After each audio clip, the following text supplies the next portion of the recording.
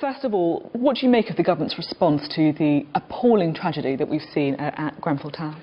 It is an appalling tragedy. As a London MP, my heart goes out to all those people. I wrote a piece today about the tragedy and about what we should be doing now. My sense is the government's right to have ordered a full public inquiry straight away. It's also right to put immediately £5 million up. I'm sure there'll be more money following that straight away. So guarantees about that, guarantees about localised movements, so in other words, nobody moving beyond the local area.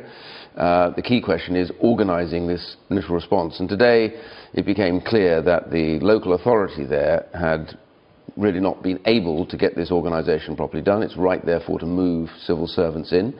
Other councils around London that have a greater experience of this, they should have accepted their help earlier, but it's right to therefore make that change now. So it's a very, very difficult circumstance. You know, this is a tragedy, bar none, possibly the worst that we've seen in non-terrorist activity in the UK. So it's the right thing to make those decisions that we've made already, but obviously our heart and all the help goes out to them as much as we possibly can. Of course. Now, in the Sunday Times today, Conservative sources are quoted saying that they want to do an IDS on the Prime Minister. In other words, forcing a vote of no confidence to try and oust her. Now, it happened to you. Can you see it happening to Theresa May? No, not at all. I don't know who these people are, by the way. You know, these things happen in general terms. But of course, I was leader of the opposition, wasn't leader of the government. Theresa May has come out of an election. We didn't do as well as we had obviously hoped for, which is probably a bit of an understatement. But the reality is that we need stability now, and we don't need silly people in the Conservative Party with big mouths and small brains running around the place trying to tell everybody what they're going to do. I think what they should do now is do what the rest of us want to do, which is try and support the government. Because the big threat, you know, you look into the abyss and it grins back at you with a short-cropped grey beard and a very Marxist ideology. So we don't want to see that govern Britain, and therefore we have to get stable, get behind the Prime Minister and make sure that at the end of it all, that she has the strength and the potency to be able to go on and govern as her government does. Now, do you think that is partly why people are backing Theresa May at the moment after that pretty disastrous electoral results, because they're so worried about another election and Jeremy Corbyn getting into power? Well, first of all, we won the election. I mean, whichever way you cut it, we are the largest party. I know it's difficult. Well, you could argue that you didn't actually win the election, although you just emerged as the largest party. Hang on a second. Just imagine if we'd come from opposition to this position, you'd say, oh, you won the election. My point is we did not do as well as we'd hoped. We wanted a full working majority.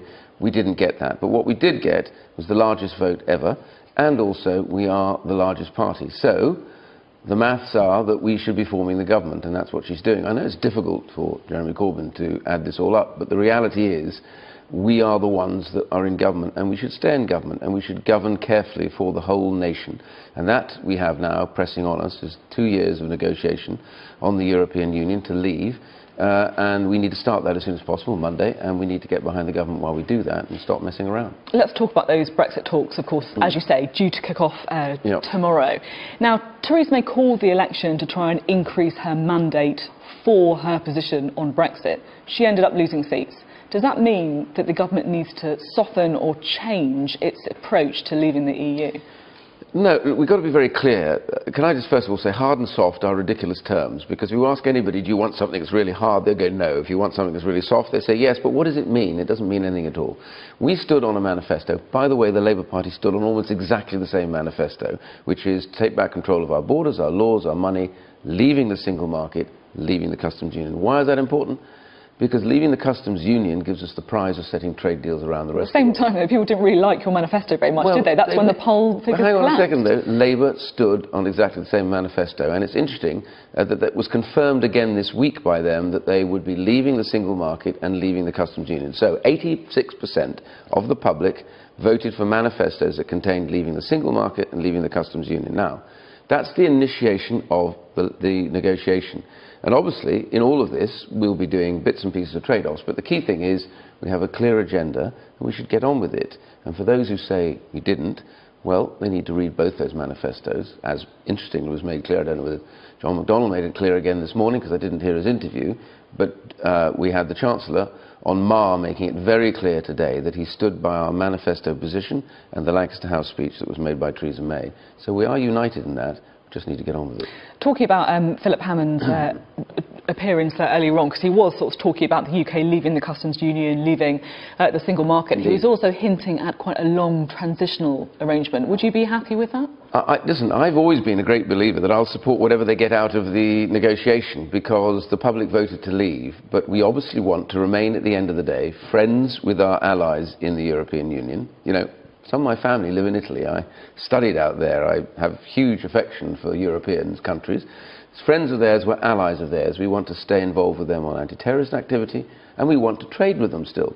Now, it may be, as Pascal Lamy said a few months ago, we end up with a deal that says we have zero for zero trade, we have an agreement to have access to services, but we may take a little bit longer to thrash out all the details of the trade deal. But what we don't want to have is, as we leave, trade barriers. It's not in their interest, and it's not in ours.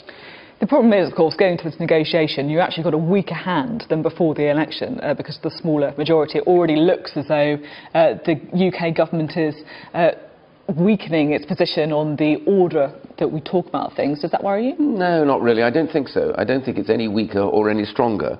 The idea of the election was not to get strength in the European Union, but to make sure we could get all the bills and legislation through here at home. In the European Union, they have a simple point. We're leaving. They voted for it. And that's what we're going to be doing, discussing and negotiating that in the way that we said in the manifesto. Iain Duncan Smith, thank you very much for your time. My pleasure, Sophie. You didn't frankly have the balls to put country before party.